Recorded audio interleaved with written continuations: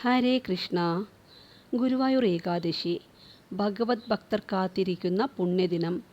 ഭഗവാൻ മഹാവിഷ്ണു യോഗനിദ്രയിൽ നിന്നുണർന്ന് ലക്ഷ്മി ദേവിക്കൊപ്പം ഭക്തജനങ്ങളെ അനുഗ്രഹിക്കുന്ന പുണ്യദിനമാണ്. ശ്രീകൃഷ്ണൻ അർജുനന് ഗീതോപദേശം നൽകിയതും ഈ പുണ്യദിനത്തിലാണ്.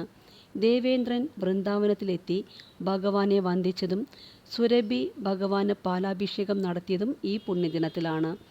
ഗുരുവായൂരിൽ നമ്മൾ ഇന്നു കാണുന്ന വിധത്തിൽ പൂജാക്രമങ്ങൾ ശങ്കരാചാര്യർ ചിട്ടപ്പെടുത്തിയതും ഈ പുണ്യദിനത്തിലാണ്. ചെമ്പൈ വൈദ്യനാഥ ഭാഗവതരുടെ നഷ്ടപ്പെട്ട ശബ്ദം തിരികെ കിട്ടിയതും ഈ പുണ്യദിനത്തിലാണ്. താന്ത്രിക ചടങ്ങുകൾ ഒന്നുമില്ലാത്ത ദിനം. മേൽപ്പത്തൂർ നാരായണ ഭട്ടതിരിപ്പാട്, പൂന്താനം, വില്ലുമംഗലം, കൂറൂരമ്മ ഇവർക്കൊക്കെ ദർശനം ലഭിച്ചതും ഈ പുണ്യദിനത്തിലാണ്. ഗുരുവായൂരിലെ സകല ചരാചരങ്ങളിലും വിഷ്ണു ചൈതന്യം നിറഞ്ഞു നിൽക്കുന്ന ദിനം. ഈ പുണ്യദിനത്തിൻ്റെ മഹത്വം മനസ്സിലാക്കി നിഷ്ഠയോടെ വ്രതം അനുഷ്ഠിച്ചാൽ തീർച്ചയായും ഭക്തർക്ക് ഭഗവാന്റെ ദർശന സൗഭാഗ്യം ലഭിക്കും.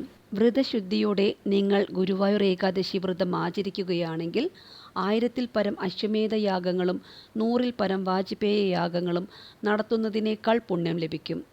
ഈ പുണ്യദിനത്തിൻ്റെ മഹത്വം മനസ്സിലാക്കി എല്ലാ ഭക്തരും വ്രതമെടുക്കൂ. ഭഗവാന്റെ അനുഗ്രഹം നേടൂ. ഇനി നിങ്ങൾക്ക് ഭക്ഷണം ഒഴിവാക്കാൻ പറ്റാത്ത സാഹചര്യമാണെങ്കിൽ ഒട്ടും വിഷമിക്കേണ്ട.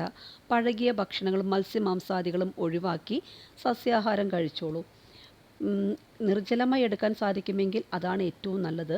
പക്ഷേ മരുന്നുകളൊക്കെ കഴിക്കുന്നവരാണെങ്കിൽ ഭക്ഷണം കഴിക്കണം, ആരോഗ്യം ശ്രദ്ധിക്കണം.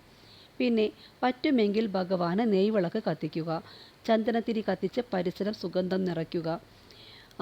എന്നിട്ട് ജോലിക്കൊക്കെ പോകുന്നവരാണെങ്കിൽ യാത്രയിലൊക്കെ ഭഗവത് നാമം ഉരുവിടുക. എല്ലാവർക്കും നിർജ്ജലമായി എടുക്കാൻ പറ്റില്ല.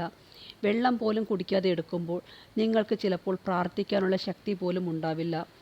അതുകൊണ്ട് വെള്ളം, ഫ്രൂട്ട്സ് ഒക്കെ കഴിച്ചെടുക്കാം. ഇനി അതും പറ്റാത്തവർക്കാണെങ്കിൽ കിഴങ്ങ് വർഗ്ഗങ്ങളൊക്കെ കഴിക്കാം. ഒന്നും വയറ് നിറയെ കഴിക്കരുത്.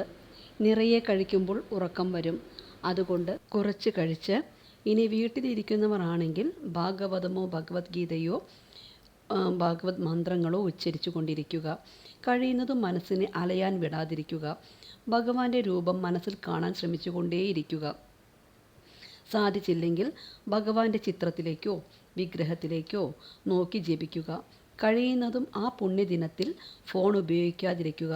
സിനിമ, സീരിയൽ, മറ്റുള്ള വീഡിയോസ് എല്ലാം ഒഴിവാക്കുക. എല്ലാ ഭക്തർക്കും ഗുരുവായൂർ ഏകാദശി വ്രതമെടുക്കാനും ഭഗവാന്റെ പുണ്യം ലഭിക്കുവാനും ഗുരുവായൂരപ്പൻ അനുഗ്രഹിക്കട്ടെ. ഓരോ വാക്കുകളും ഭഗവാന്റെ തൃപ്പാദങ്ങളിൽ സമർപ്പിക്കുന്നു.